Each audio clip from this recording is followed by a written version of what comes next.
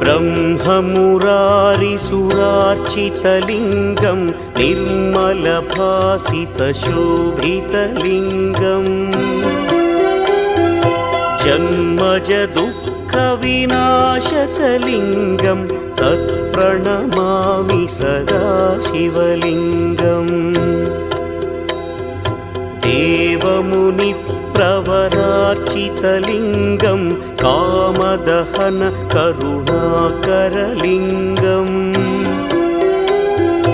रावणदर्पविनाशकलिङ्गं तत्प्रणमामि सदा शिवलिङ्गम्